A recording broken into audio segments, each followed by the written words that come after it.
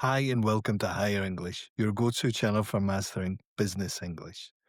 I'm Craig, and today we're talking about a situation that every professional faces sooner or later: how to reschedule a meeting in English.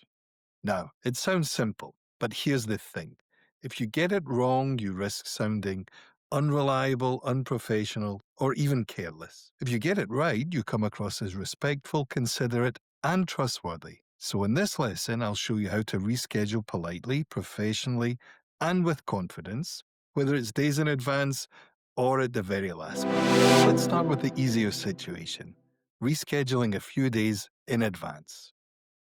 Imagine this: you've got a meeting booked for Thursday, but a client suddenly needs your support, or you're asked to cover for a colleague. It happens all the time. What matters here is tone: being polite, transparent, and proactive. Here are three key steps to follow.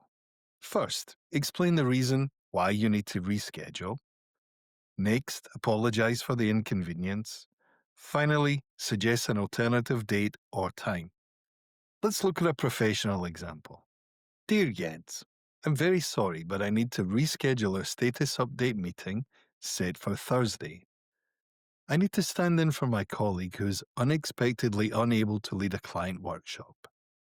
I'm aware that our meeting is important before the next quality update, so I'd like to suggest Monday 6th instead.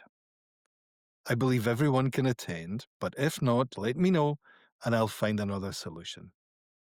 Sorry again for the inconvenience, and thank you for your understanding.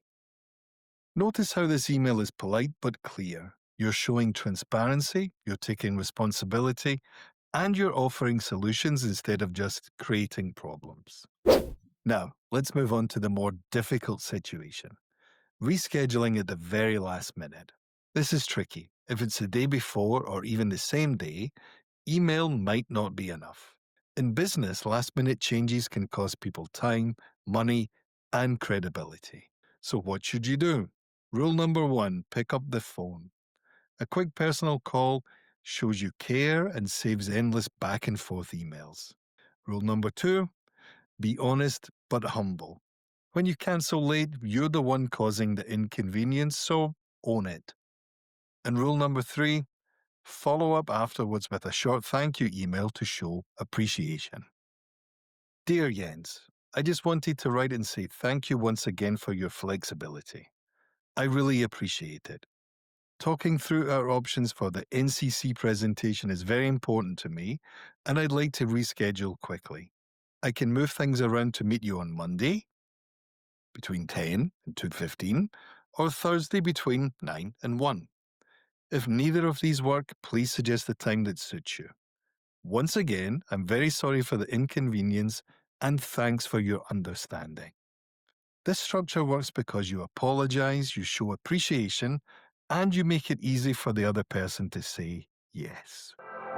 Now let's go through some essential phrases you can use when rescheduling. Explaining the reason: there is an urgent work-related problem I need to solve. I've been called away to deal with a client issue. I've been double booked and need to prioritize the client meeting. I need to cover for a colleague who is out of the office.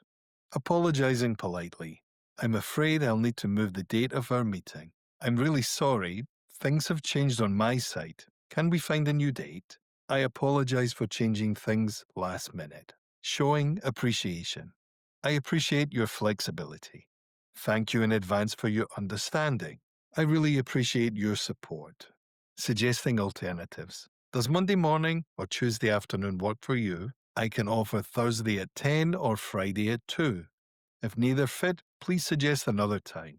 Any time on Friday works for me. The key is to be specific but flexible. Don't just say, let's reschedule. Give 2 or 3 concrete options. It shows you value the other person's time.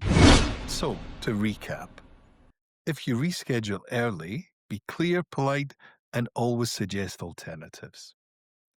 If you reschedule late, use the phone, be humble, and follow up with appreciation.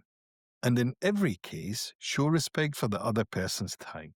That's what builds trust and professionalism. Now, I'd love to hear from you.